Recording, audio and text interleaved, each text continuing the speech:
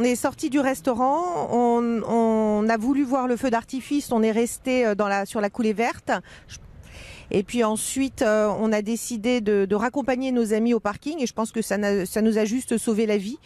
Puisque si on avait fait 200 mètres dans l'autre sens, on tombait directement sur le camion. Donc on a juste l'impression d'être des rescapés. Voilà.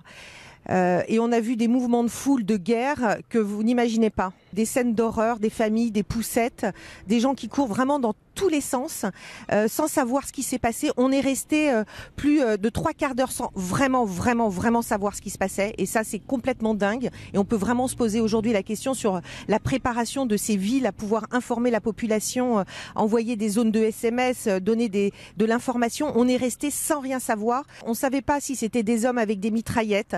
On ne savait pas si c'était des voitures piégées. On se doutait qu'il y avait quelque chose de très grave. Les gens vraiment hurlaient. Les policiers hurlaient, nous disaient d'aller dans tous les sens. C'est difficile de se lever dans ces conditions. Les gens savent pas quoi faire. On sent que chacun regarde. Est-ce qu'on sort? Est-ce qu'on sort pas? Est-ce qu'il y a encore des hommes? Est-ce qu'il y avait un homme ou plusieurs? C'est pas très clair.